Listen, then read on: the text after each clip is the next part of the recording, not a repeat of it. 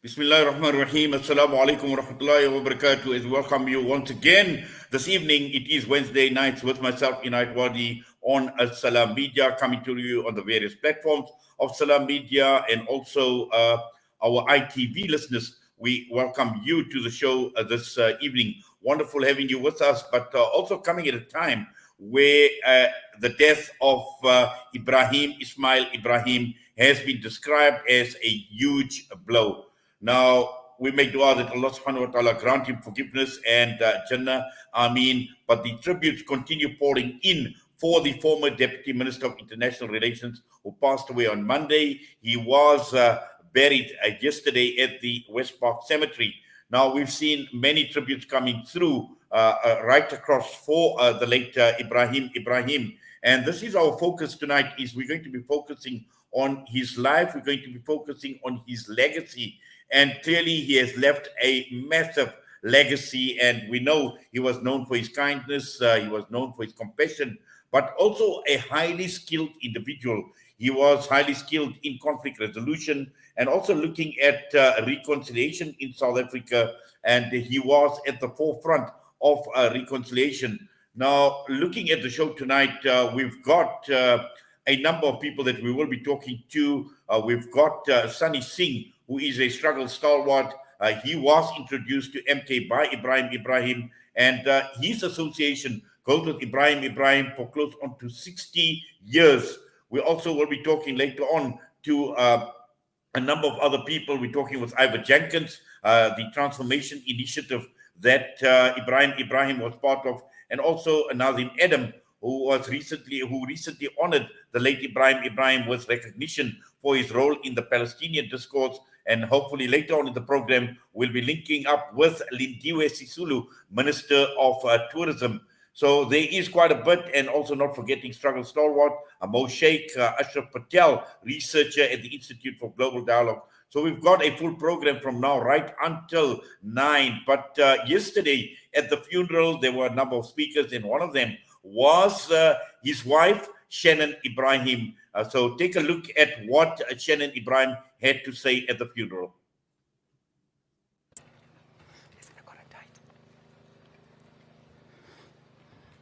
Thank you. Thank you for being here. And thank you to the province of Gauteng and Premier Makura for this honor, for a wonderful, wonderful person. It is an honor for me to speak here today, to say farewell to a man who I can only describe as larger than life. He was my soulmate for the past 21 years. And I've spent every day of those years learning from him, being inspired by him, and learning from his values. And I can say that I've been truly privileged to have been married to someone who is my hero.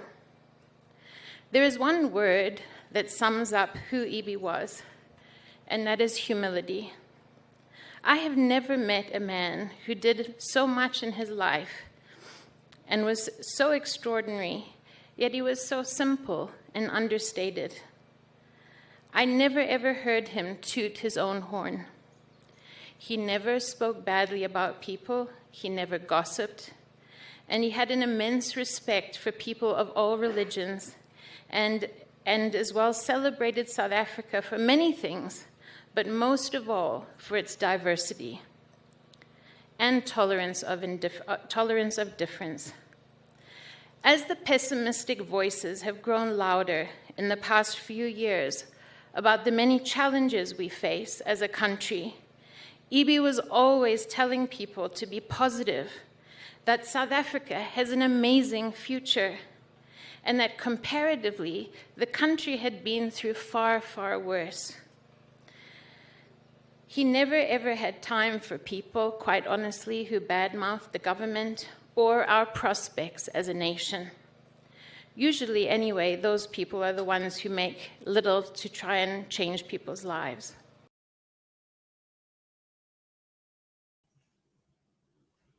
Yes, that was Shannon Ebrahim, the wife of the late Ebrahim Ebrahim. And that was a short video bite of what had taken place at the funeral yesterday, and the in memory of Ebrahim Ebrahim, talking about his kindness, talking about his compassion, and a man who was larger than life.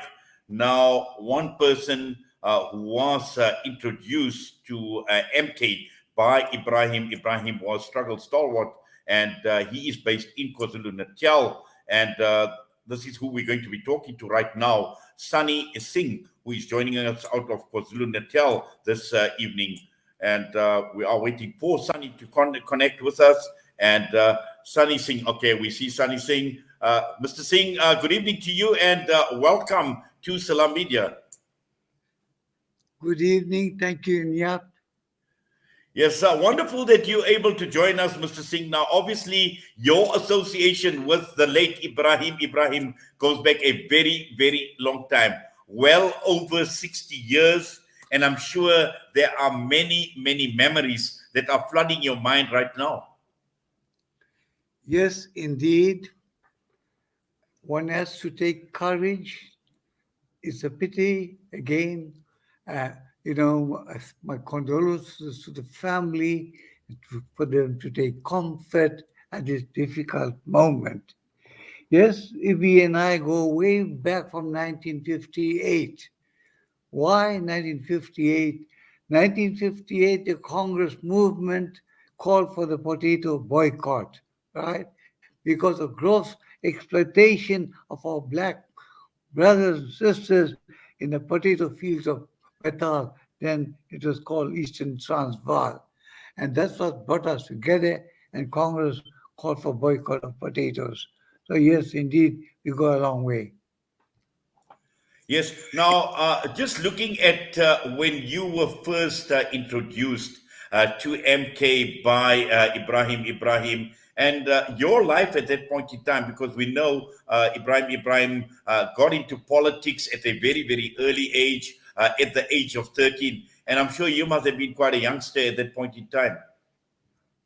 Possibly 58 years, I was very young. And I remember 56 during the treason trial, we were with our tin boxes, went around collecting money for the defense. Right? I was still in my higher primary school. So, yeah, that was the early infancy period of my political involvement. We started off with Ibrahim in the Indian Youth Congress, which was then believed in passive resistance and non-violent. But the 1960 Sharpeville became a turning point in our history. So there was like point of no return. And then Mandela comes down to meet Lutuli to decide with Indian Congress leaders the way forward now. Peaceful forms of struggle ended. And at that crucial meeting, about 70 kilometers from Durban, in the Boulder Singh farm homestead, it was decided to resort to armed struggle. Very interesting, the irony of history. In 1960, Chief Albert Lutuli, who happened to be the president of the ANC then, was awarded the Nobel Peace Prize, being the first African to get the award. He couldn't go because he was banned, restricted to Groundville. But then, because of the pressures, in 61, 10th of December, he went to receive his award in Oslo. Very interesting. That moment in our history is that 6 days later, upon Chief receiving the award, MK got into action. Throughout the country, there were bomb blasts.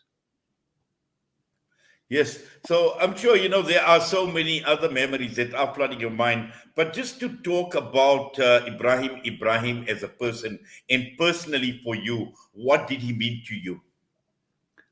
Well, Ibrahim was being a revolutionary, but he was also very, always searching for knowledge, reading, researching, and so forth with other people's struggles. Right?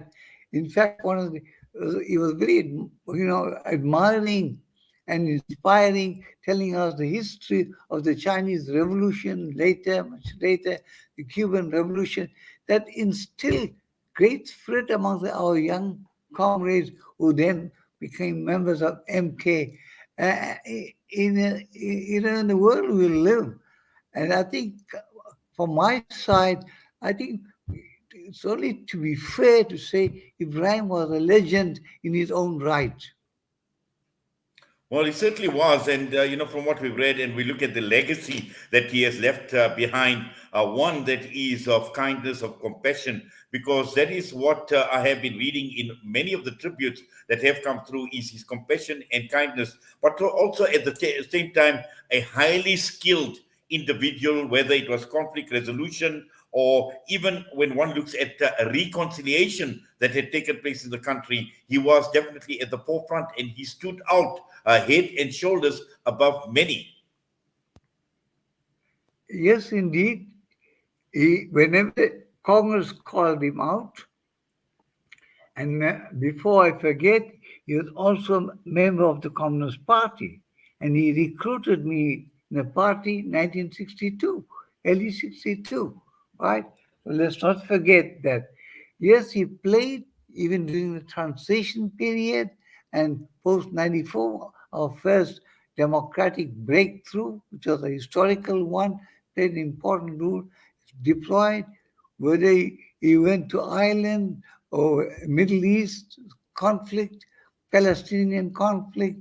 Uh, Ibrahim was sent, and he did his best to try to bring the various warring parties together to reach some kind of peaceful agreement uh, for a better future for their own peoples. Yes. Now, just as far as memories of him are concerned, and I'm sure you had some light-hearted moments as well. Are there any you can recall, Mr. Singh? Well, in the midst of the struggle and its history, either the collective or the individual situation, it was a very, very difficult thing. And it's been repeated even by his wife, Shannon, right? And he was one of the most brutally tortured detainees in the Devon Natal area. And make matters worse, just before the changes, 1990, few years earlier, he was kidnapped with another comrade, Shadrach Mapmulu, kidnapped from Swaziland. Shadrach was brutally killed by the police, security police. Ibrahim survived, right? But what very interesting to take note, they use sounds at the odd hours of the morning to use psychological torture and mental torture. What they did to Colonel Noriega in Panama, US Marines used sounds 2, 3 in the morning, so Noriega couldn't sleep. And then finally they pounced on him, they took him away still with his pajamas. So I think that had, I'm sure it must have had a tremendous impact. But Ibrahim sued the state for the kidnapping and so forth. He had a top psychiatrist or psychologist rather defending him and so forth, bringing professional evidence as a witness, you know.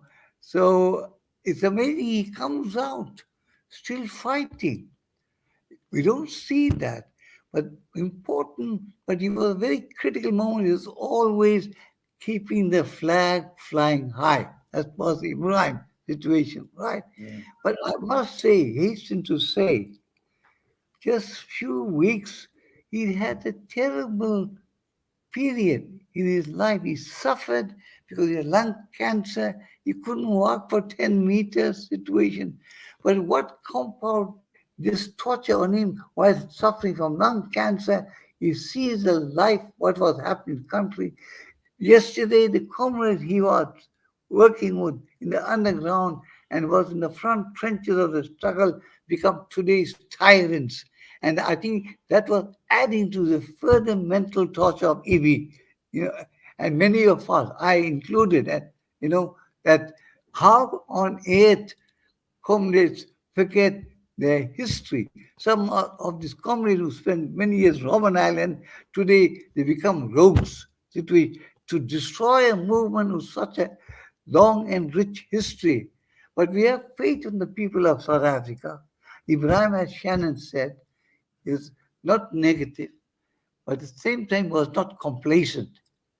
He was not complacent. He was positive, and I remain positive because I don't look at the ANC mechanically. Ibrahim did. We look at the people of South Africa, the patriotism situation. We see it in the COVID thing, how our medical scientists came out to give, wonderful leadership, groundbreaking leadership situation. So it gives us hope. We just don't see black, green, and gold in isolation as robots. Well, Mr. Singh, I must say it's been an absolute pleasure engaging with you and reflecting on the life and legacy of Ebrahim Ebrahim. Just final thoughts. How would you remember Ebrahim Ebrahim? We were not just comrades, even in prison, exchanging literature and so forth. We were also very close in prison. We were in the same cell, C1, Robben Island prison, out of prison. When he left the country, right, he was served 15 years, his first stint, and he came out, 79, I think, right? Came out. He spent a short time. He and a former comrade who spent 14 years was in the same trial of 19. Important a trial in itself, sabotage trial, 63 of 19 of us who appeared in the Peter Marisburg Supreme Court.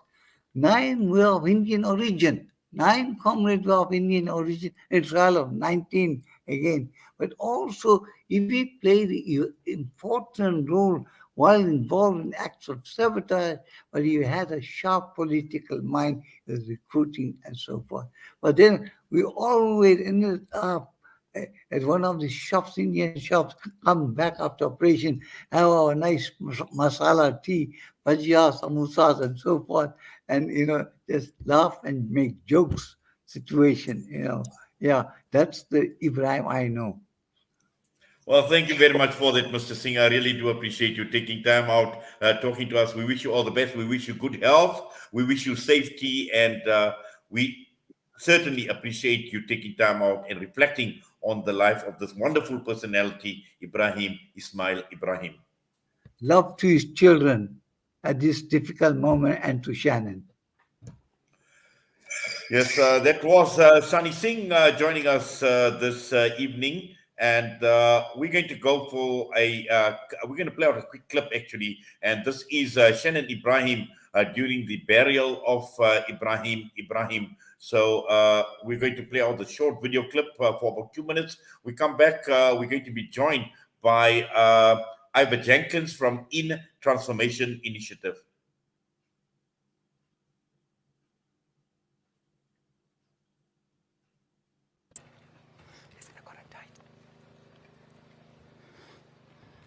Thank you. Thank you for being here. And thank you to the province of Gauteng and Premier Makura for this honor, for a wonderful, wonderful person.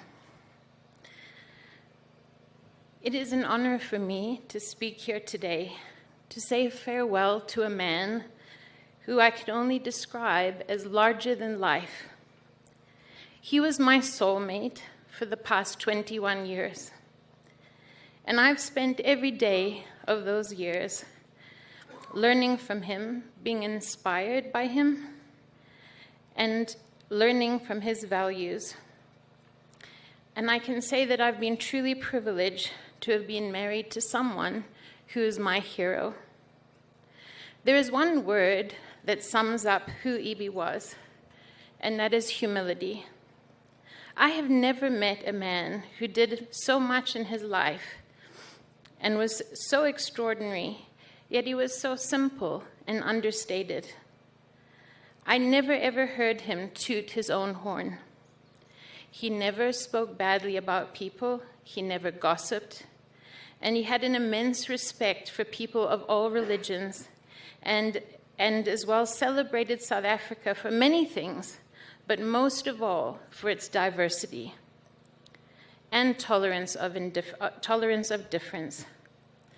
As the pessimistic voices have grown louder in the past few years about the many challenges we face as a country, Ibi was always telling people to be positive that South Africa has an amazing future, and that comparatively, the country had been through far, far worse. Yes, that was Shannon Ebrahim, in case you missed it earlier on. And this was this talk that she had given at the burial of Ebrahim Ebrahim. And this has taken place yesterday. But we're going across now to be joined by Muhammad Baba. Now, Muhammad Baba had a long association, also a close ally and a struggle stalwart with the late Ebrahim Ebrahim, rahimahumullah. Brother Muhammad, assalamu alaikum wa rahmatullahi wa barakatuh, and welcome.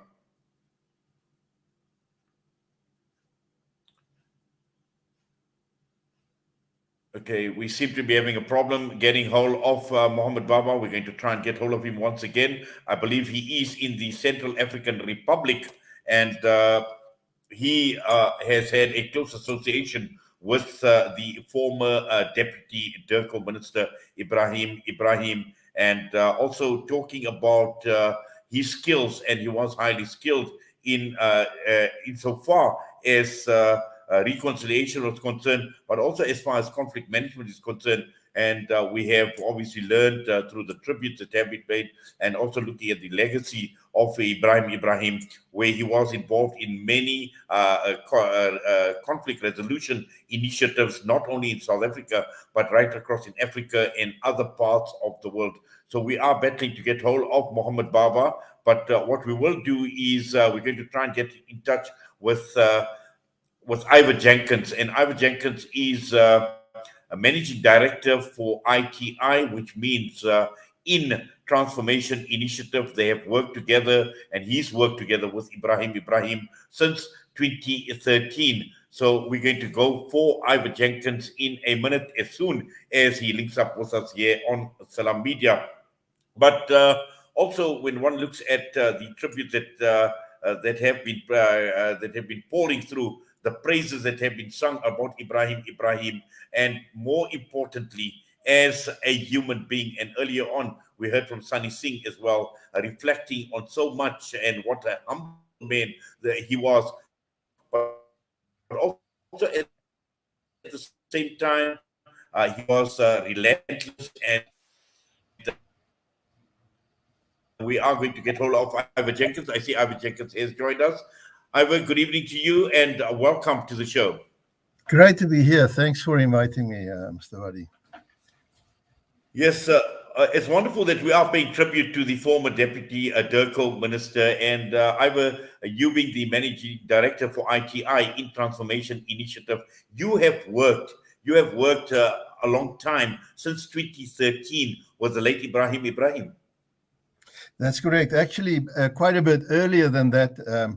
Prior to my working with him in Transformation Initiative, I worked at IDASA, the Institute for Democracy, and we have often spoken and made use of Ebrahim's or Ebi's wisdom and his insights. And I recall my first trip with him was actually to Brazzaville, Congo Brazzaville, and then shortly thereafter to Sri Lanka. And then since 2013, when we established ITI, Muhammad Baba, Ebrahim Ebrahim, Rolf Meyer and myself, we basically said we want to take the South African peacemaking story and share it with the world where we are being asked to do so.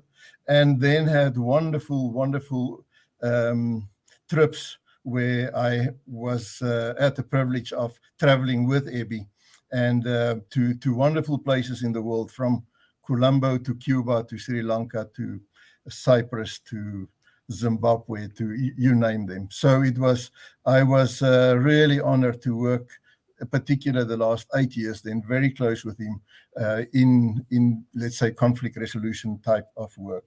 Ebi, an absolute hero for all of us.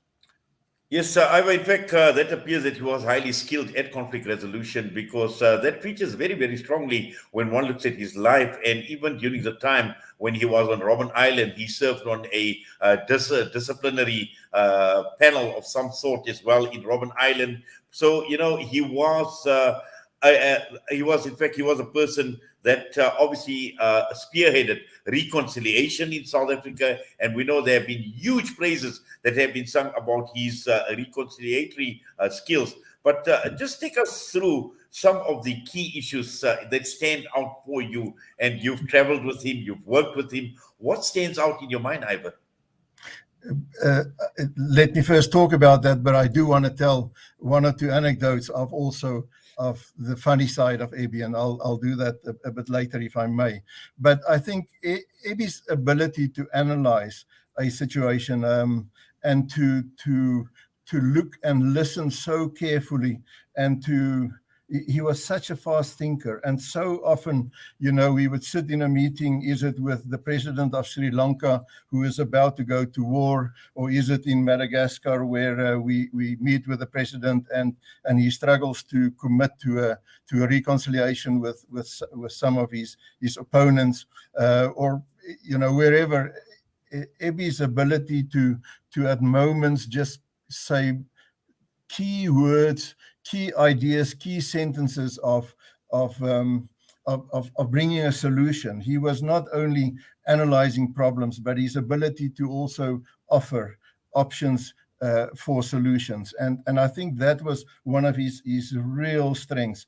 And then his willingness to sit back and not want to be the talker, and not to tell everyone what to do, but to sit back, listen carefully, and then at the end be the last one to speak, to offer his wisdom, to offer his insights. And then usually there's a wow moment, and we like, Ebi, why haven't you spoken 10 minutes earlier? We could have saved lots of time, or an hour earlier. But that ability of Ebi, I think, was just amazingly outstanding. Yes, but that also reflects on his modesty, because he was a humble man, he was a modest man, and he recognized the contribution that people could actually make. And this is what is standing out as well, that he was prepared to listen to people, but also with kindness and with compassion, Ivan.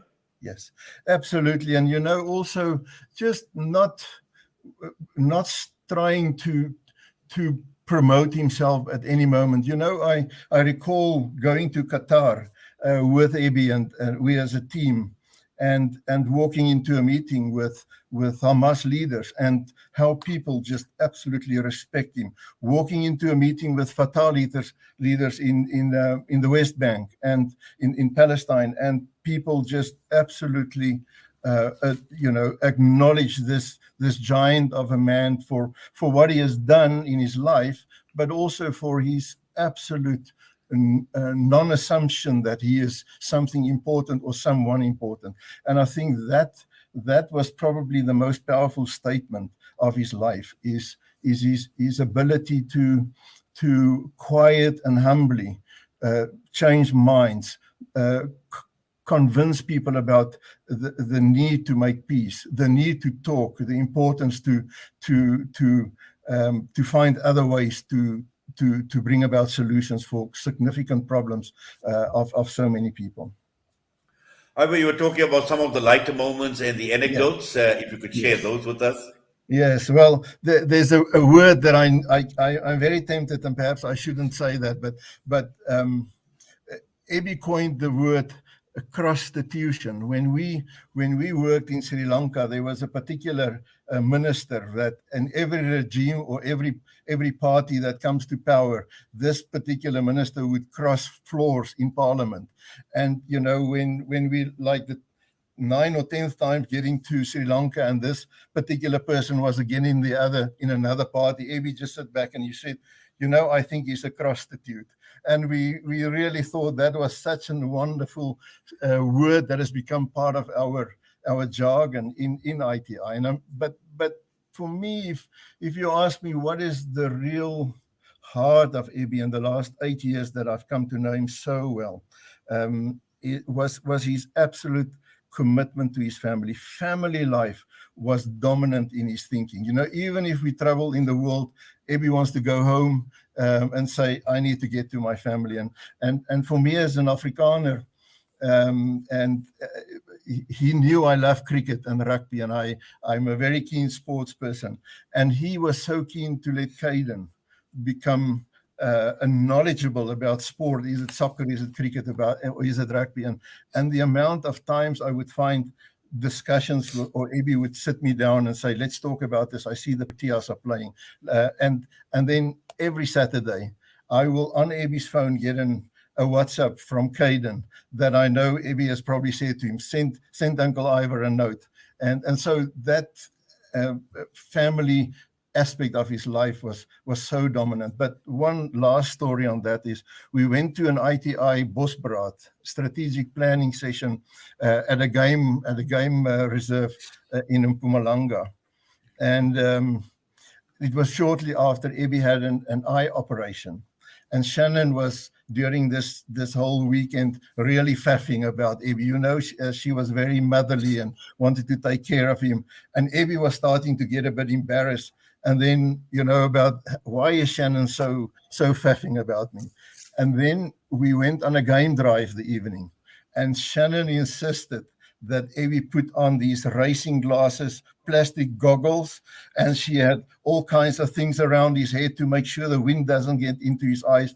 And he was looking at her and he said, Shannon, we are going on a game drive. We're not doing a race driving, or we're not doing a Grand Prix this weekend. And it was just so funny how he was so softly trying to say to Shannon, you know, just let me be a little, let me take chances here for, you know, and so, but to see the family life, the love for Sarah and Caden, and how much he cared about getting them well educated, bringing Caden to our house and say, Ivor helped Caden a little bit with Afrikaans because he had to do a speech in school about baking pancake or something. And Abby really cared so much about his family. So for me, that is the dominant aspect of his life the last 8 years, in addition to all the other amazing things he has done.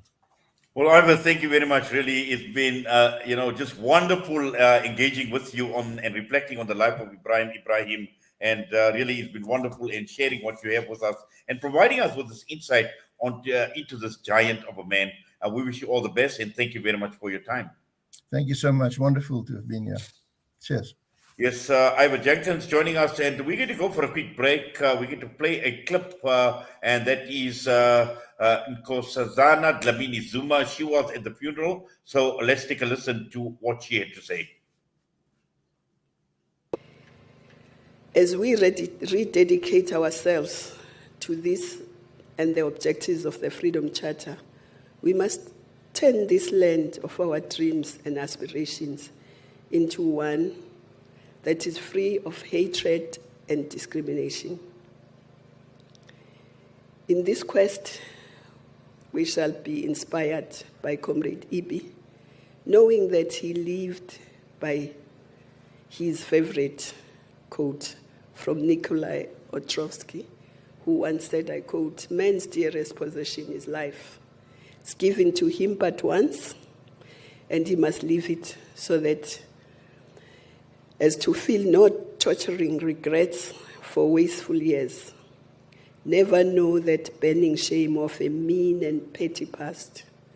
To live that, dying, he might say, all my life, all my strength were given to the finest cause in all the world, the fight for the liberation of mankind," close quote. And I think that sums up Ibi's life. But Ibi, as was said, was a very good listener. He would listen to the senior members just as he would listen to the most junior members. And Ibi treated everybody the same. And I think we should emulate Ibi.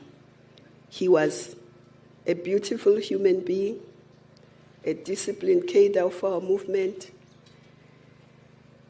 And if we did nothing but just followed on his footsteps, this movement of ours, this glorious movement, the ANC, would be a very strong movement.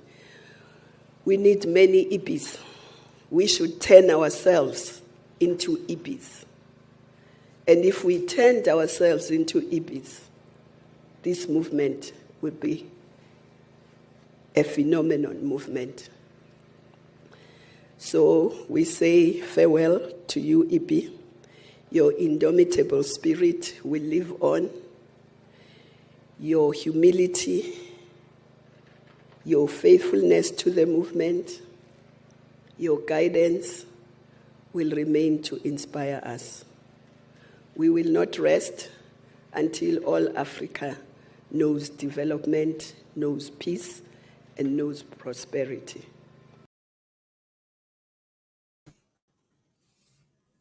Yes, that was Minister Nkosazana Dlamini Zuma. Sorry, we have got tongue-tied, but yes, we're going to go across now to be joined by Nazim Adam, and he's with the Palestinian Solidarity Alliance, and we're talking about honoring the late Ebrahim Ebrahim with recognition for his role in the Palestinian struggle. And we are joined now by Nazim Adam. Nazim, assalamu alaikum wa rahmatullahi wa barakatuh. Nazim, if you could unmute your mic, please.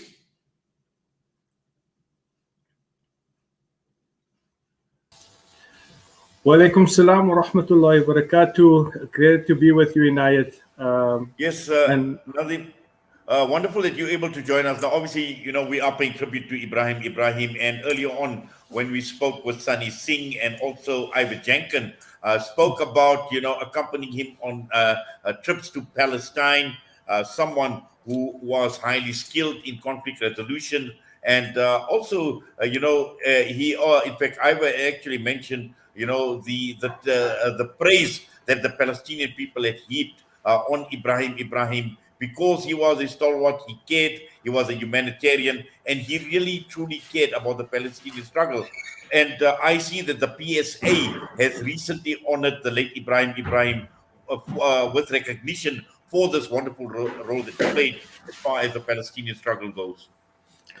No, alhamdulillah. Firstly, you know, for young activists in the 80s, Comrade Ebrahim was a hero to us. You know, we're talking of young students in the movement in Indonesia coming to hear about Ebrahim's fate when he was abducted from Swaziland.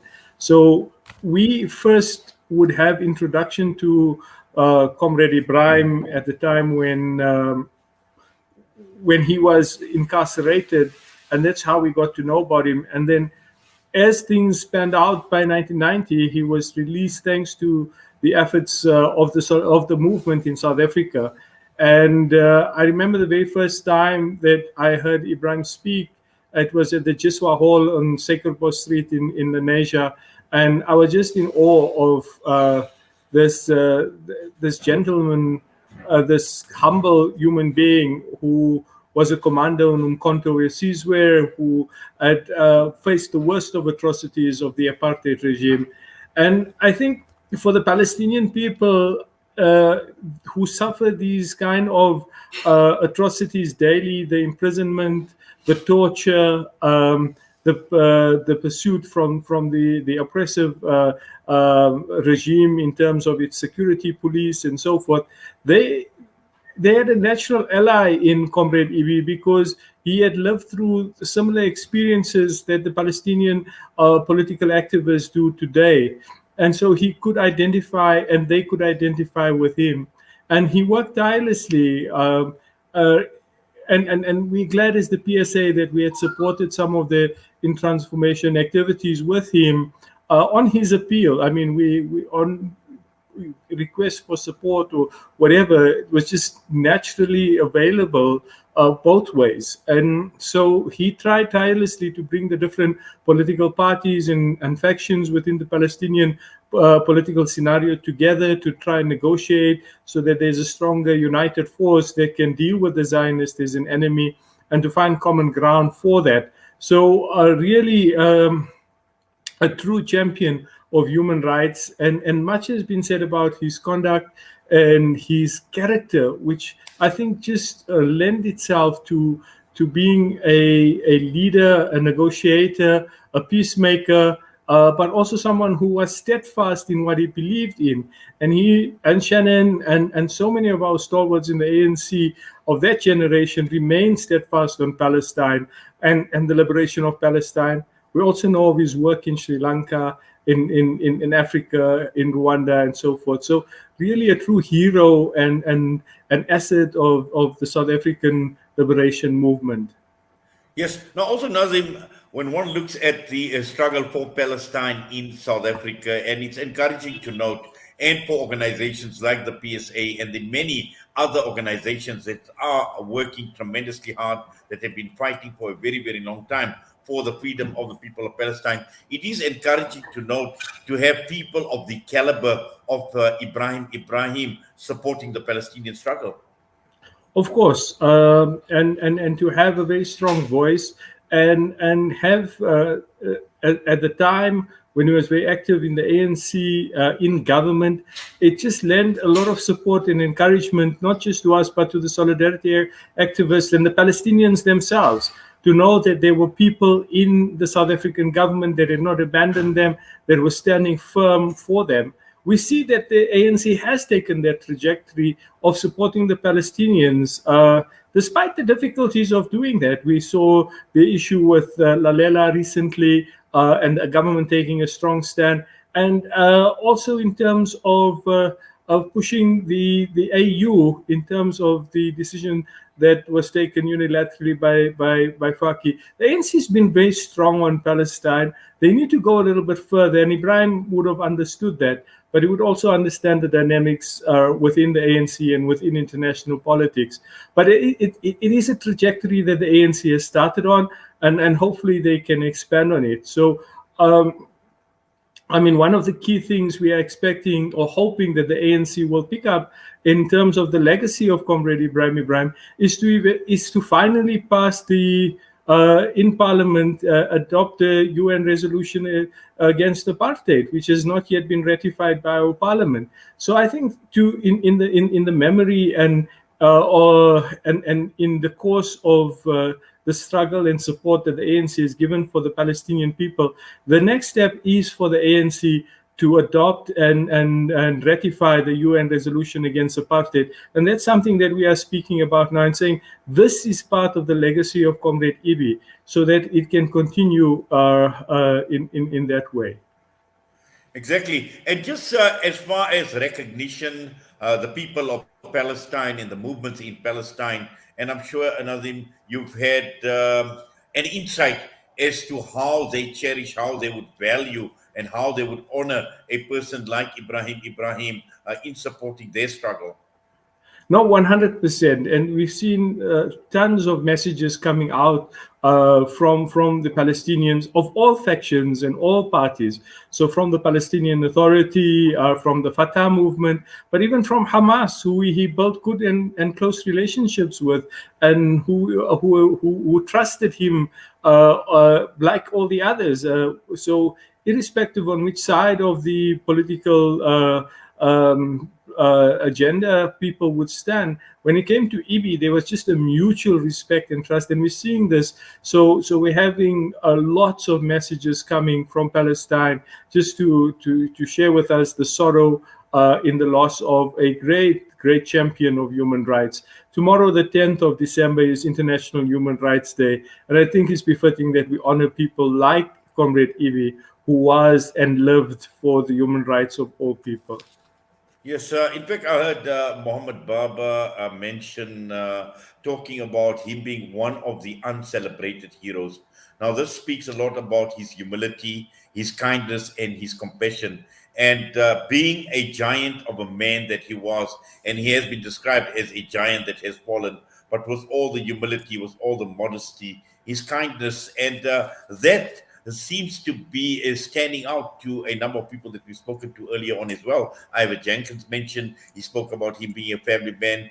Sunny Singh also spoke about him and his love for family. So, you know, these are people I know that we cannot replace easily, Nazim. We can just continue. We make dua for him as well. Allah subhanahu wa ta'ala forgive him. Allah subhanahu wa ta'ala grant Jannah, inshallah, as well. Just final thoughts. You know, yesterday, sitting at the funeral, Inayat, and you'll know that we are pretty critical of our government, of the ANC, and everything else. But something struck me, and I had to chat with some of the comrades this morning when I got to work, and that is about the fact that people like Uncle Ibi, you know, no matter what, they were loyal to the ANC. And there's something admirable about that loyalty and trust in the organization that you were part of building, that you had taken forward. So despite his own criticisms and what he would have thought of some of the things that were happening in the ANC, he remained loyal. And I find a lot of our older activists, Ibi's generation, my mom and them, they still very loyally ANC. And there's something admirable about that, in the positiveness and the confidence that they have that this ANC will overcome and it will come out stronger. So while we are very critical and we can be a bit of an armchair critique of what is happening in government, they were very committed to improving within the ANC. And we hope that there are more people like him in the ANC, or people who can come forward, because this is our movement. This is a heritage and a celebration of the South African character of changing a society. The ANC cannot be abandoned just like that because of what has happened in the recent past. There is a rich history, and Ibi epitomizes that caliber of leadership and cadership that the ANC had developed. So there was so much that we can take from that kind of leadership and comradeship, that we need to refine it, rekindle it, and rebuild the movement, because there's a lot of work still to be done in South Africa against poverty, inequality, racism, as it is across the world. So that stuck out for me. It's been an absolute pleasure that you're able to join us in paying tribute to this legend, Ebrahim Ismail Ebrahim, and we thank you. We say Jazakallah to you for taking time out and joining us in paying this tribute this evening. All the best to you. Thank you, Inayat, and keep the good work going at Salam Media. Nazim Adam joining us, the legacy once again on Ebrahim Ebrahim, and he was honored by the Palestinian Solidarity Alliance for his contribution towards the Palestinian cause. The time is just gone. 2 minutes past 8. We're going to go for a quick ad break. We come back. We still have got a number of people that we will be talking to in paying tribute and remembering the life of Ebrahim Ismail Ebrahim. Stereotypes, moving boundaries, joining hands. Salam Media.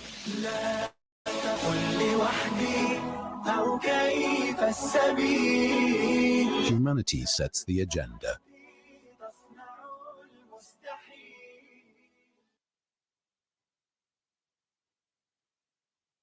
As the crisis in Palestine continues, the Africa Muslims Agency teams are on the ground facilitating emergency food and medical assistance to the affected families. Donate 15,000 rand or any amount and help the people of Palestine. Call AMA now on 083-251-9376 or donate online at africamuslimsagency.co.za. Africa Muslims Agency, inspiring the spirit of giving. These days, I'm more health conscious than ever. So tonight, it's stir fry for dinner. Cooked in healthy Helios pure sunflower cooking oil. Helios is pure sunflower goodness, packed with omega-6. That's good for your heart. And is approved as part of the Heart and Stroke Foundation eating plan. Dinner's ready! Helios, pure sunflower cooking oil. A healthy family is a happy one. Approximately 785 million people in this world do not have access to safe, clean water. In developing countries, around 80% of all illnesses are due to contaminated water and poor sanitation. Don't let dirty water end a life. Build a water well in Bangladesh, Malawi, Nepal, Zimbabwe, or here at home in South Africa. Donate to Penny Appeal's Thirst Relief Project to bring safe, clean water to communities around the world. www.pennyappeal.org.za or call 031 1100 573. Penny Appeal. Small change, big difference. Osman's Taj Mahal Spice and Rice. For over 80 years, Osman's Taj Mahal have been perfecting the art of the perfect blend of spices, pure, aromatic, and well-seasoned. Spices to tantalize your taste buds. From creative cuisines to gastronomical gourmet goodies, from exotic odors to traditional dishes, Osman's Taj Mahal have remained synonymous with quality spices and condiments. Taj Mahal rice, beans, and lentils. Try our range of chili bite mixes, rose and ilachi syrup, our quick and easy biryani pack, and our traditional range of spice blends. Osman's Taj Mahal. There is no substitute for quality. Tune into Salam Media via audio stream or watch live facebook.com/Salam Media.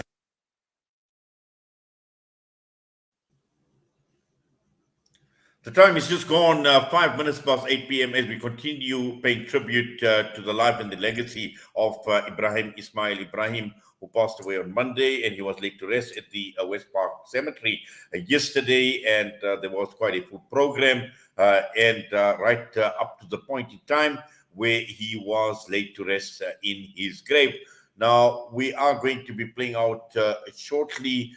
We've got a clip coming through from Muhammad Baba, and Muhammad Baba has been a close associate with Ebrahim Ebrahim for many, many years. And I'm sure there are many memories that he has got. There's a lot that he can share. So we're going to play out that clip. But also joining us, we'll be getting hold of Mo Sheikh, who is a struggle stalwart and the former intelligence boss. We've got Ashraf Patel, researcher at the Institute for Global Dialogue, will be joining us. So we've got quite a bit to come from now right until the end of the show. But before that, let's take a listen, this voice note, this clip that has been sent through by Muhammad Baba, an attorney and close associate and ally of Ebrahim Ebrahim.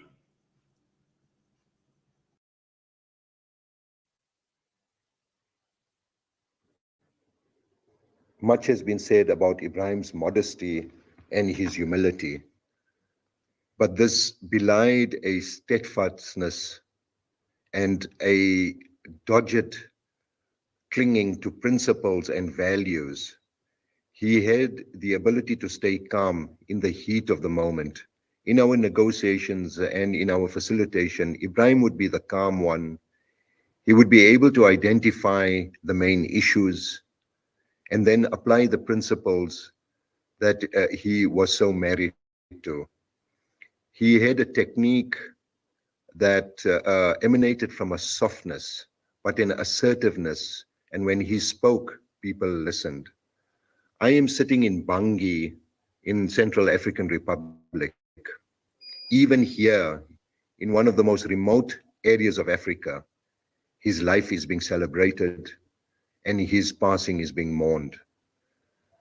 During the day, we've received letters of condolences from Hamas, from the Tamil diaspora, who know him for the work he had done in Sri Lanka.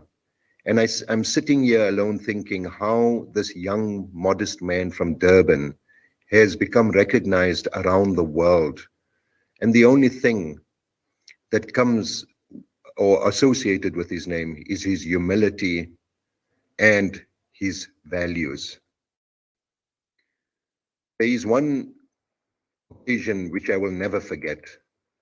We had staged, or we had arranged a meeting of some of the leadership of the young people from the various universities after the fees must fall.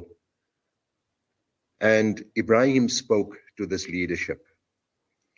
In a very unassuming way, he just spoke about his life and the values that drove his life. He had the audience reduced to tears to such an extent that the leader of a Christian grouping from Pretoria University apologized on behalf of the white people of South Africa. Ebrahim was quite embarrassed. He merely told the man that like Ebrahim was a victim of apartheid, so was this young man's forefathers, and he need not apologize. Ebrahim always spoke about the one thing he missed on the island was the voice of a child. and Ivor would vouch for this, that whenever we were in a meeting and Sarah or Caden would call him, he would set aside everything. And I have never seen a human being's face light up the way Ibrahim's did when Sarah or Caden spoke to him. His love for children is something that we will always, always remember. Ebrahim, we've already said he's modest, but his determination, Shannon has already mentioned the little incident and discussion I had with him in the cells in the Bethel prison when he was facing the death sentence.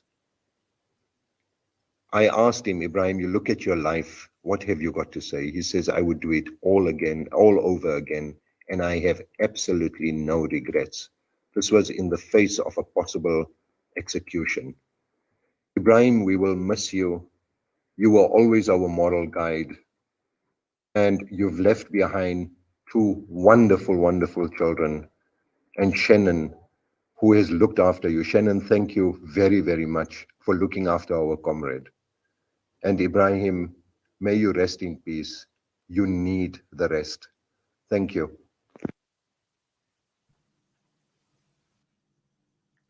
That was the voice of Mohammed Baba, who is in the Central African Republic at this point in time, and sending us a voice note paying tribute. And unfortunately, we can't get hold of Lindiwe Sulu, but she has obviously described his death as a huge blow. She says he was simply the best of us, and as tributes continue to pour in for the former deputy minister of international relations, he was the best of his generation, and also somebody who was down to earth, humble, dedicated, and the best by his generation thus far. And earlier we also spoke to ITI, where they talk about honoring his dedication, his selflessness, and horrific personal suffering that helped to bring about the end of apartheid and a liberation of all South Africans. And also during the time when he joined Umkhonto weSizwe MK, and he recruited people in Natal. He commanded an MK unit that carried out several sabotage successful acts against government installations at a great risk to his personal safety as well, and also playing leadership roles. We mentioned earlier on that he was on the ANC's disciplinary committee in prison, which ensured that comrades adhered to strict moral code. He gave political education classes, and also someone who was highly qualified. He was, in fact, he had a number of degrees as well. And at the end of it, he was recognized. He was awarded the Military Veterans Decoration in Platinum in 2012. The King of Spain bestowed the Order of Civil Merit, a knighthood at the rank of Knight Commander in 2015. And this was in recognition of his contribution to the struggle for democracy in South Africa. And also people like Ronnie Kestrels, who said that his life was a life of courage and integrity. The DIRCO minister, Dr. Naledi Pandor, said that she noted with sadness the news of his passing away. So these tributes are just coming through. They are pouring in.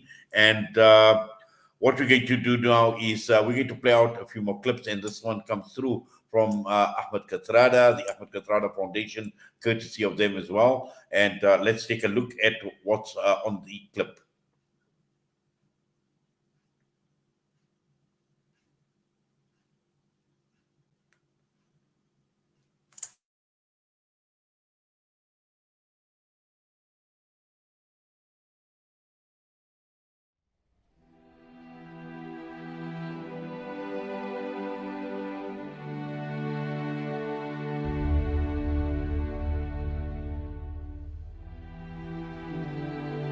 As a child, you see, I was very much conscious of the system. But my real involvement came in 1952 during the Defiance campaign. We were all thinking of armed struggle at that time, and then I was recruited into MK and I joined very readily. Ebrahim was one of them, was selected to carry out one of the most sensational attacks in Durban. 3 pylons were blown. The whole city of Durban was in darkness. Subsequently, 19 of us were arrested, brought to trial in October 63, and then sentenced toward the end of February 64. I first got to Robben Island in 1964. I was sentenced to 15 years. Conditions were terrible, absolutely unbelievable. And they would just beat you up for absolutely no reason. We had no contact with the outside world at all. We were not allowed attorneys. We had one visit every 6 months, one letter every 6 months. And when our visitors came, it was very carefully monitored. If you talked anything about prison conditions, the visit was stopped. We were not given enough food. We always went hungry. Released in 1979, he was forced into exile in Swaziland, where he assumed a senior ANC position. 7 years later, he was kidnapped by South African agents, taken to Pretoria and tortured. An international campaign pressurized the government to try or release him. He was tried for treason and sentenced to a further 20 years. I remember when the judge was convicting me, sentencing me for the second time, he said, I want to give you a sentence so that when you come out of prison, you'll be an old man. Because that 15 years didn't do you any good. Yes, that was a clip courtesy of the Ahmed Kathrada Foundation that was given to us, and just to give you an insight into the life of Ebrahim Ebrahim. Now, we are still going to get in touch with Mo Sheikh, and also we've got Ashraf Patel, who is going to be on standby to continue paying tribute on the life and the legacy of Ebrahim Ebrahim. But what we will do is, we've got another clip to play out, so let's take a look at this one. Immediately you came out of prison, you went back to the ANC. I don't know what he expected, but it was our conviction. We also actually turned the island into some type of school for revolution. I was just given an hour's notice, and 4 o'clock I was told that my appeal was upheld and I had to leave. I think for the first time the appellate division has ruled in favor of an abducted victims. We welcome you among us. We know that we welcome back the dedicated soldier that we said goodbye to in 1979. We know your commitment, and we know that you are once again going to play the role that the movement expects of you in our struggle. I thank you. And he emerged there as one of the most outstanding pillars of the movement, who was not only committed and loyal, but who had the ability to explain the policy of the organization. Pretoria, Spain has bestowed its highest honor on ANC stalwart Ebrahim Ebrahim. It's usually given to Spanish or foreign nationals who've distinguished themselves.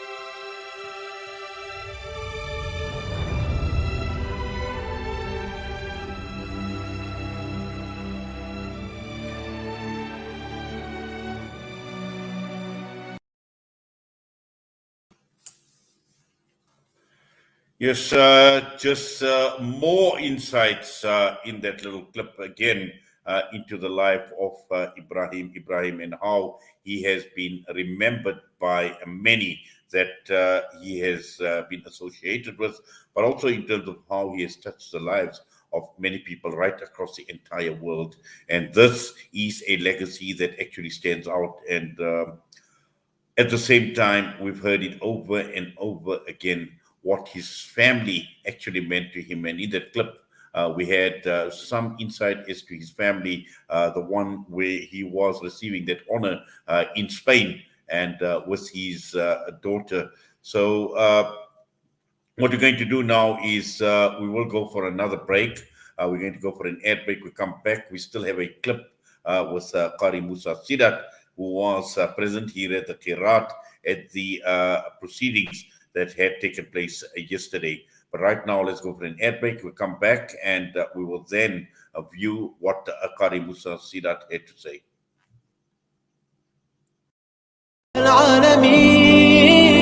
Listen to something fresh. Listen to Salam Media, your humanitarian broadcaster.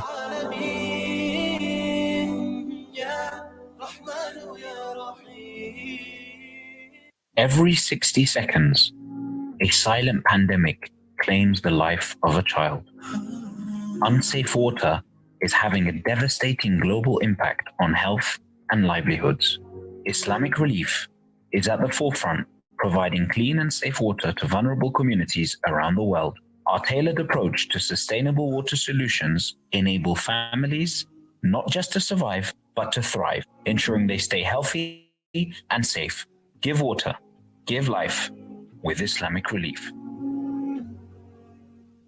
With over 80 years of experience, IG Hussein and Company are renowned for their quality Islamic wear and goods. IG Hussein and Company stock a variety of Islamic items, musallas, kitabs, Medina dates, perfumes and exclusive gifts. We guarantee you a unique and friendly shopping experience for the entire family. Visit our new branch in Overport at 202 Kenilworth Park, Brickfield Road. Open 7 days a week with ample parking and wheelchair friendly. Like us on Facebook or Instagram at IG Hussein for our latest promotions and updates. IG Hussein and Company, your Islamic lifestyle. Africa. Did you know a sponsored water well and borehole allows children to go back to school, empowers communities, and is a means of sadaqah jariyah? There are many villages in Africa and Afghanistan that are in need of water wells and boreholes. Sponsor a water well in Africa at 14,500 rand, or a borehole in Africa and Afghanistan at 49,500 rand. Call Africa Muslims Agency on 011 834 8685 or donate at Africa Muslims Agency. Africa Muslims Agency, inspiring the spirit of giving. What makes Randery Jewelers the optimum place for your memorable gift? Is it our range of exclusive, high-end, luxurious jewelry? Or is it our master craftsmanship of all your bespoke jewelry needs? We believe it's because at Randery Jewelers, we know just how to make your special moments last forever. Whether it's for a wedding, anniversary, or just a simple gift to show your love, trust Randery Jewelers to make it special. www.randeryjewelers.com. Make your moments last forever with Randery Jewelers, the family name you can trust. Listen to something fresh. Listen to Salam Media, your humanitarian broadcaster.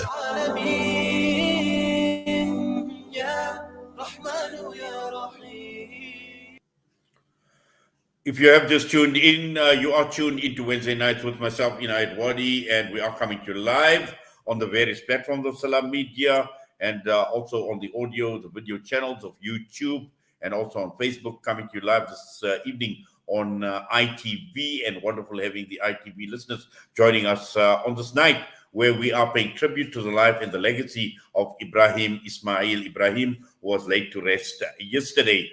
And joining us now is Mohammed Sheikh, Mo Sheikh, as he is popularly known, struggle stalwart and former intelligence boss. And he was present at the funeral of the late Ebrahim Ebrahim yesterday.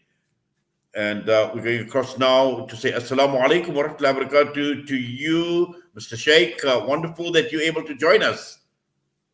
Assalamu alaikum. Thank you for having me. Yes, now you were present at the funeral yesterday, and we know that just listening and watching some of the clips that have been played out at the funeral proceedings, and this was a giant of a man, and he was described by Muhammad Baba as a giant who has fallen. Now, just looking at your reaction to the passing away of Ebrahim Ebrahim. Well, you know that I belong to a unit that was very, very close to Ebrahim. And not only me, but my family and the people like Suri Soni, Rajesh Maraj, Yunus Sheikh, and all of the Mandla Jackson Kudwaya unit, all who were members of the MJK, were under the leadership and the guidance of Ebrahim for such a long time. So it indeed was well, it wasn't a shock to us because Ebrahim was quite ill and we'd been with him through the process. But it was nevertheless a very painful passing of Ebrahim. And we remember him as the gentle, soft, humble giant that he was. He's a man who had 70 years of a contribution to the liberation, and to understand 70 years, about 25 years is a generation. So 70 years is 3 generations. So it means that your grandfather would remember Ebrahim's participation, your father would remember Ebrahim's participation, and you would remember Ebrahim's participation. So when someone has contributed as an activist to 3 generations, it's an enormous period, enormous period of service to mankind and to our country, and not only to our country, but you would know to the international struggles of the Palestinian people. So Ebrahim was truly a legend, and a very rare one at that. Yes. Now, obviously, you mentioned 3 generations, and even a 2-hour interview will not do justice in appreciating and understanding truly who Ebrahim Ebrahim was. And, for us, obviously, who have had some insight into his life, into his contribution to the struggle in the country and the sacrifices that he's had to make, obviously, we will appreciate it, but also for future generations. And this is something that I'd like to also focus a bit on when we are paying tribute to him, the legacy that he's left behind. And I'm sure, with your involvement, with your association with him, there is just so much that you can unpack and provide us with a deeper insight as to the type of person he truly was. Well, firstly, if you would know Ibrahim's history, he was a man who was moved by the injustices and the poverty he saw around him. So at a very young age, at 14 years old, he felt the poverty around him, and he was moved to do something about it. So if you look at South Africa today, we do live in a highly unequal society where the rich are extremely rich and the poor are extremely poor. It is almost the very same conditions that Ebrahim found himself in. However, for his understanding at the time, and it was correct at that time, that he believed that what was driving that inequality was apartheid. And colonial apartheid was creating this division. Well, that inequality still exists in our country today. And of course, we should learn from Ebrahim in the sense that we cannot, now that we have our freedom, believe that freedom means that we should be blind to the social injustice around us. So yes, today our democracy is a democracy characterized still by high levels of inequality, high levels of poverty, and high levels of unemployment. And that is a challenge that unfortunately and sadly we leave to the generation of the younger people in our society today. And those are the challenges they must take up. And if there's the one lesson we can learn from Ebrahim, is that run or deal with the challenges we face, that we confront in our generation and in our society. So those for me, as a future guidance for generations to come, I think we still have to grapple with the inheritance that we've got, the bad inheritance from apartheid life. They still prevail in our society, and those are the things that we need to tackle. Yes. Now, for people like yourselves, and obviously, being younger than Ebrahim Ebrahim, and looking up to the man, looking at him as a role model, looking at him as a leader, looking at him as someone to guide you, through the difficult period.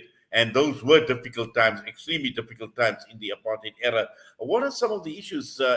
How has he inspired you? How has he motivated you and your thinking, your mindset, and also your career in politics?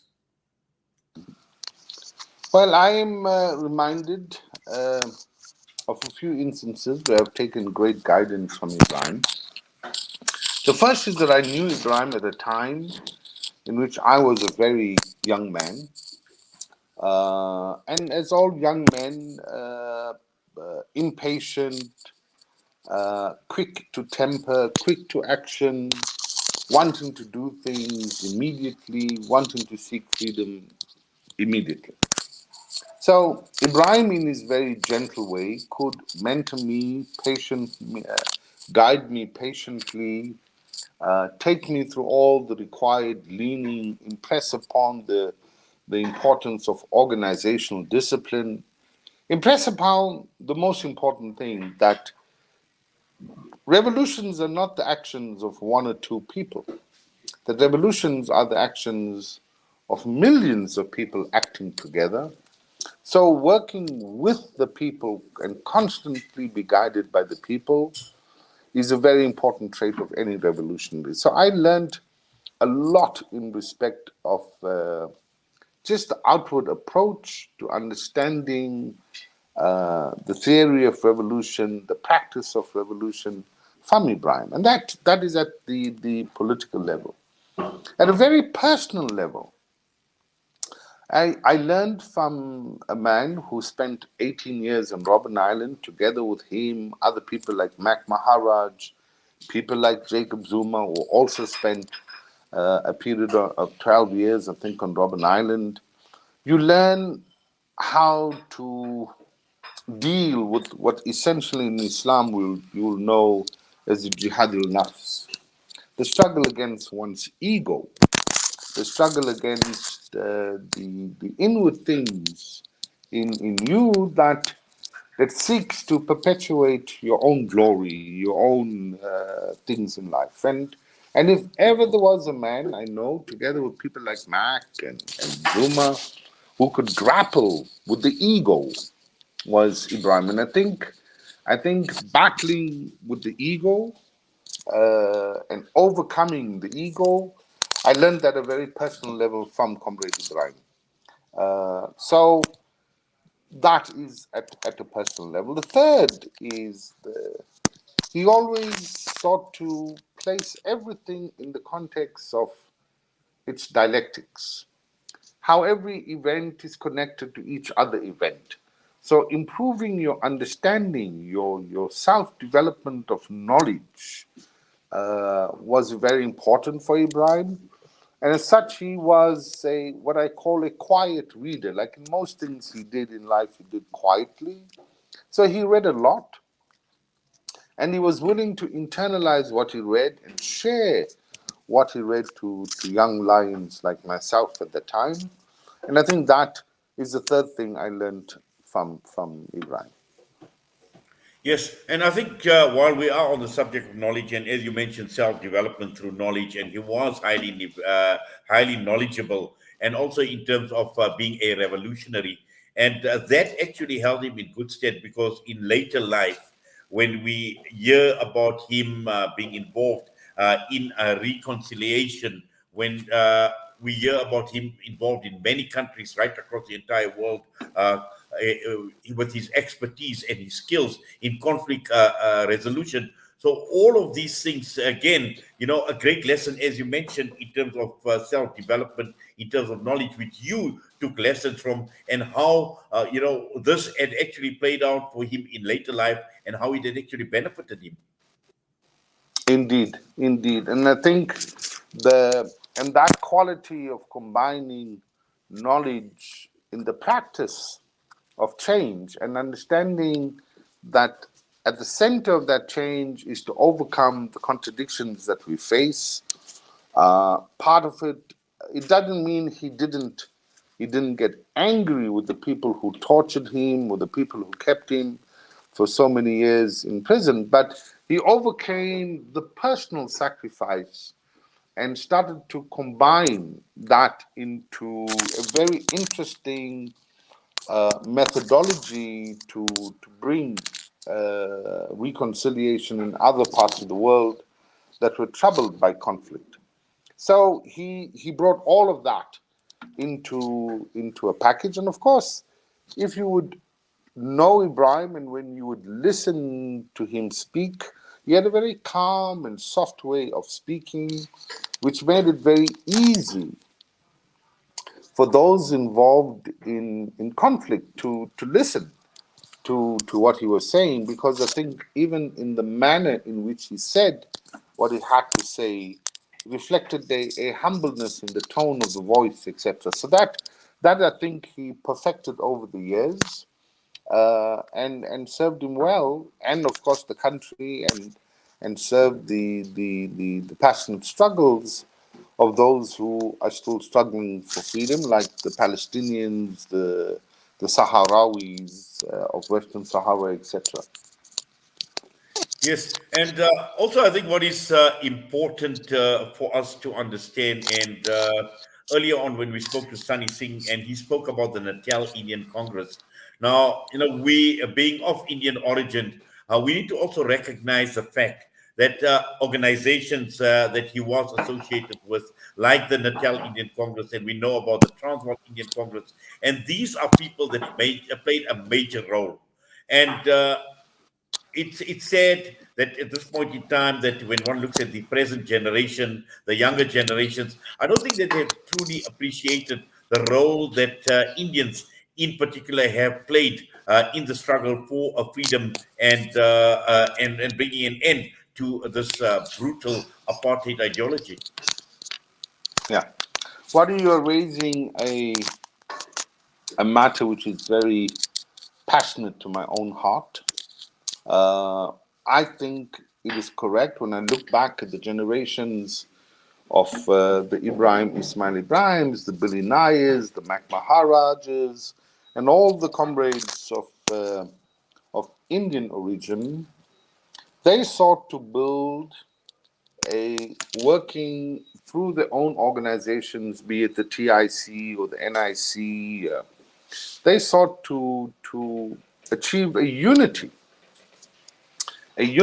within the context of the broad Congress movement of non-racialism, etc. And they understood the importance of that particular time, the slogan that is often referred to, that apartheid, the struggle against apartheid is for the liberation of blacks in general and Africans in particular, because they accepted in part that there was the different national groups, which, as you know, even in the Freedom Charter, this speaks of the various national groups.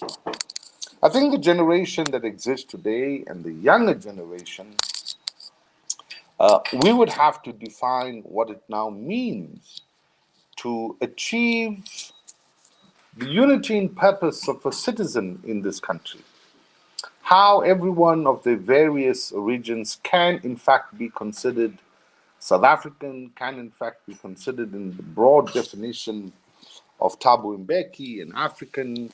And our task is to give meaning to that unity, to give meaning to that unity in terms of how it is all of us to be citizens in the Republic of South Africa, and how we need to define the national question in a new way, and how we need to define the national question in a more exciting way that allows us to deal with the baggage of apartheid, but to deal with it in a manner that builds a prosperous South Africa, to build a united South Africa in which all citizens of South Africa, as the Constitution says, all citizens, all people who live in South Africa, to feel a deep sense of patriotism to our flag, to our country, and to the objectives that we have.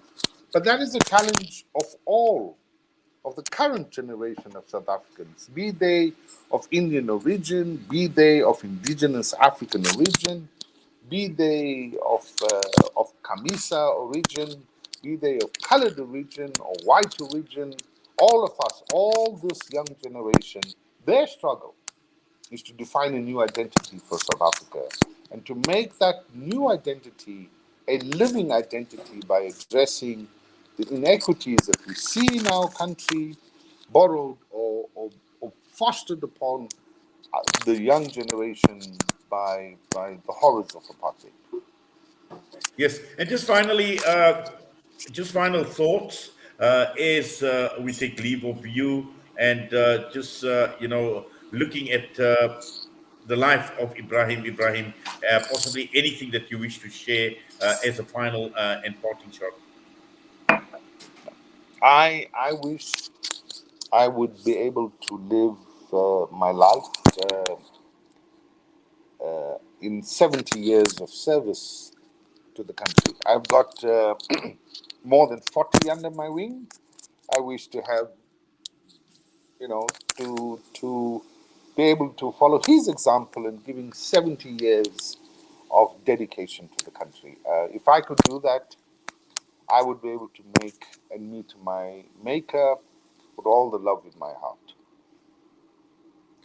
Well, Jazakallah khairan so much for that. And we do appreciate you taking time out with us and in paying tribute to this great giant, who sadly, obviously, has passed on and left us. But we make dua that Allah subhanahu wa ta'ala fill his qabr with nur. Allah grant him Jannatul Firdaus, inshallah, for all the hard work, for all the sacrifices that he has made. And we do appreciate you. Thank you as well for coming on. Allah accept your efforts. Assalamu alaikum wa rahmatullahi wa barakatuh.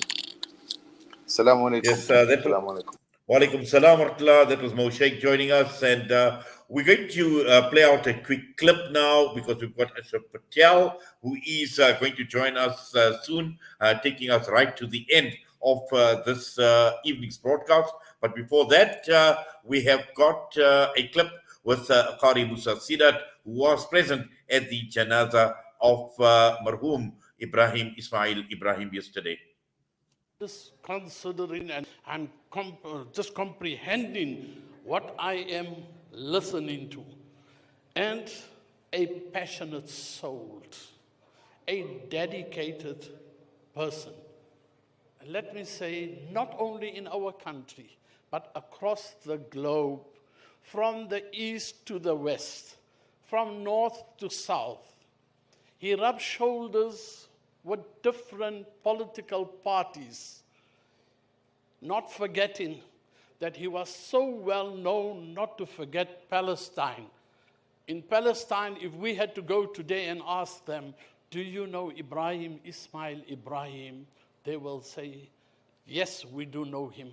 And he was involved there, and we say to all of us that Ebrahim Ebrahim, a promise to you that we will not forget Palestine. What you have done, we will carry on doing it, insha'Allah. Insha'Allah, Almighty's will prevail. Jazakallah. Thank you. Ameen.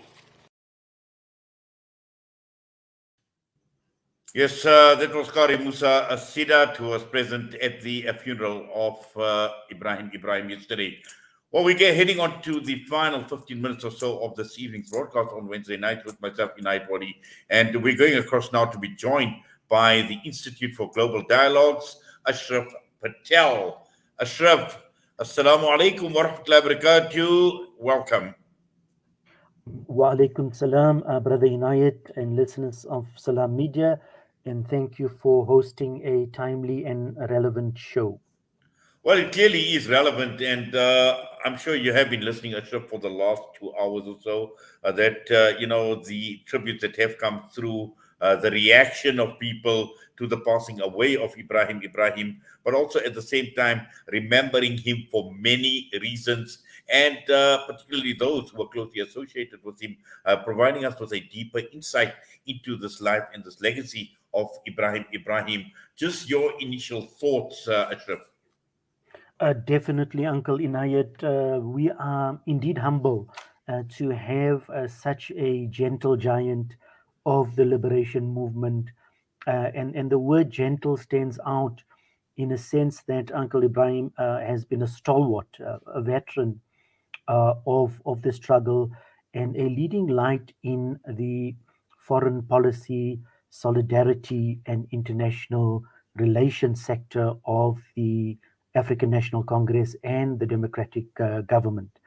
And as all the speakers have gallantly observed, it is with deep humility that we look at this life well lived and a massive, gigantic contribution to democratic governance, to a developmental state, which is very important to him, as well as the entrance of a new government in the international order. And I'd definitely like to focus on his passion, which was definitely international relations and development, particularly for the continent of Africa. Yes, in fact, I was going to actually touch on that particular aspect because I know that is an area where you have a keen interest, and also at the same time in reflecting on the life of Ebrahim Ebrahim and the contribution that he has made to Africa. We spoke briefly about things like conflict resolution and what he had actually done for the African continent, but from a developmental perspective. And I think this is absolutely important. And I think it was Sunny Singh who touched on it earlier on, where there was disappointment. There was disappointment on the part of Ebrahim Ebrahim as to where we are at this point in time as a country and also as a continent, Ashraf. Yes, indeed, Inayat. Because remember, in the first administration in '94 under President Mandela, South Africa was the flavor of the world in terms of the National Democratic Revolution and the African National Congress taking center stage of a democratic state. It was easier basically at that stage because you had the heavy history and the recent fresh history of struggle and anti-apartheid movements were quite strong internally and globally. So those were the fairly easy years. But as South Africa transitioned to the Mbeki years, which was a decisive shift, where President Thabo Mbeki took a relevant and important decision to have African centricity or Africa at the center of our foreign relations and development cooperation. So that was a very important phase in our evolving foreign policy and international cooperation. And again, at the very center of the foreign policy, it was led by the ANC, it was led by development and democratic forces in the country, and it was one that was fairly inclusive. And again, Uncle Ibrahim was at the center or quite involved in these policy making processes and the institutionalization of foreign policy or democratic foreign policy in line with the constitution, in line with good governance, in line with the shift to Africa. So the Mbeki years were characterized by the African Renaissance initiative, and more specifically, the move towards building an integrated African market and developmental society.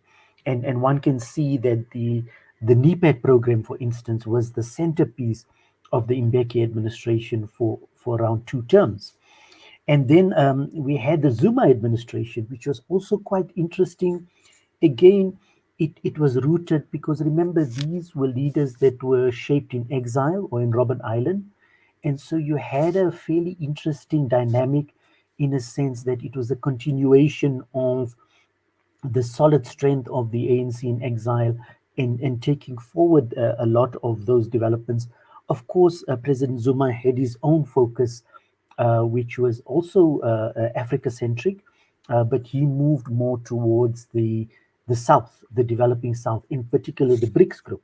So, for instance, he was quite close in building up or integrating South Africa into the world of BRICS.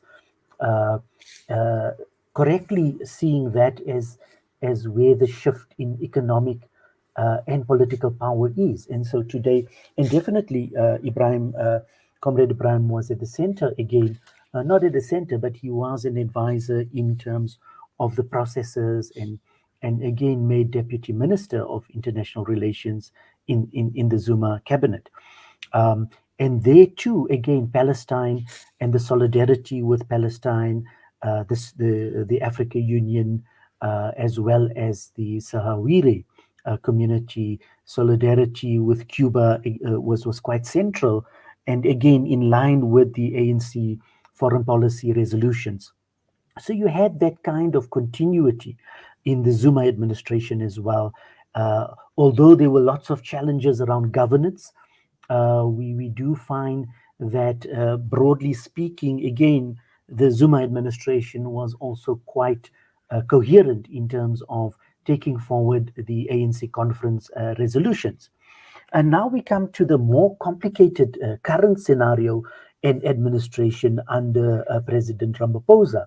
And here we find and we see some kind of shift. Now, whether that is ANC policy resolutions and how that gets translated into state mechanisms, this is where it gets quite complicated, because a lot of scholars are arguing that we have a disconnect in a sense that the mode, the approach, the values, the posture of President Ramaphosa is a much more pro-West posture, rooted in what is called investment-driven, i.e., his single signature program since he came into office is attracting investment, and so that is a strongly capitalist approach to foreign policy making. It may have there are pros and cons to that. Of course, the pros is that there is some kind of moving towards getting investment stability. But then you can see the shortcomings of that foreign policy, and we see it quite clearly and shockingly in the COVID crisis. So, whereas the current administration, in terms of international relations and foreign policy and cooperation, have taken a complete Western dependency posture. Now, that is quite interesting because that's not necessarily purely an ANC position. And so we are now coming to a governance of a different kind, where it gets more complicated and very, very difficult. So there's lots of kind of fog, and it's very difficult for analysts to understand what is the posture. We do see the president, for instance, going to the G7 summit in London in June, again begging for vaccines. And yet we see this continuous dependency on Western pharmaceutical corporations to solve Africa and South Africa's crisis. But then again and again, we see the racism that comes through. So you've seen it again with Omicron. I mean, South Africa has spent billions procuring vaccinations from the J&Js and the Pfizers and the AstraZenecas. And yet, on top of that, we are still then red listed immediately when certain viruses like Omicron comes. And so we see that kind of approach has not yielded the developmental side of foreign policy. And here the shortcomings are stark. We are in an economic crisis. We have unemployment, which is the highest level in the world, 42%. We have a stagnation and contraction of the economy. And so, in terms of foreign policy, sadly, the current administration has misread the global trends. They have realized that you cannot reform the colonial mindset.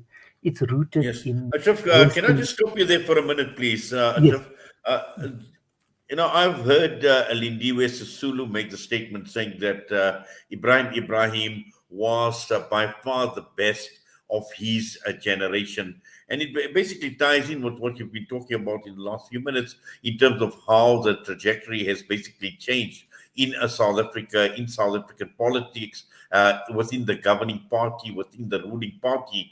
And the point I had made earlier about Sunny Singh endorsing this view that obviously Ebrahim Ebrahim, seeing what he had fought for, seeing what they had sacrificed for, and looking at the new breed of politicians that have now emanated. And we know, I mean, we're not even going to flog that dead horse because we speak about corruption all the time in this country. But a complete disappointment for people like Ebrahim Ebrahim when one reflects on what they had achieved and what they have left behind in terms of a legacy for future generations. Oh, definitely. And remember, we should not be surprised. The African National Congress has been the last of the liberation movements to take power. It's now 27 years in power. That's as long as Comrade Mandela has spent in prison. So it's a generational shift, but we're at a critical juncture. Yes, there were complications in the Zuma years around state capture, and that must be condemned. But state capture did not start or end with the Zuma administration. It's very important to realize that these kind of variousness of capture goes back from the apartheid regime right into democracy. So these are institutional issues, and the culture of the ANC has emboldened that, meaning that we've seen throughout, in fact, from the arms procurement deal in 1999, under the Mandela administration, we've seen the first signs of those major institutionalization of corruption in the state. And that has continued verbatim. The challenge we have now is when the ANC took power in 94, the population was 36 million. And today the population is 56 million. That's 20 million more people. That's 20 million more people to feed, to house, to educate. And this is now, we're coming to a critical point where we are now in cliffhanger politics, meaning that if the economy cannot grow and if there is no development and job creation and the inclusion of the youth and the unemployed, we are now getting into the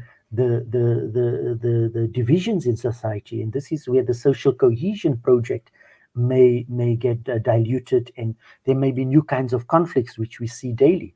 And so, yes, Comrade Ebrahim was disappointed with all the administrations, but in different ways. And that made him a gentleman, that made him a gentle giant, and that made him a committed activist, because while being loyal to the ANC and the ruling party, he also had the ability in his own way to critique each of the administrations on different things. And I think that nuance is absolutely admirable because he understood the machinery of the party, he understood the state, but he also, more importantly, understood society and what society needs from the ANC. And I think he may have, in the end, passed away with a heavy heart, and that is quite sad. But it is a life definitely to be celebrated in all its dimensions.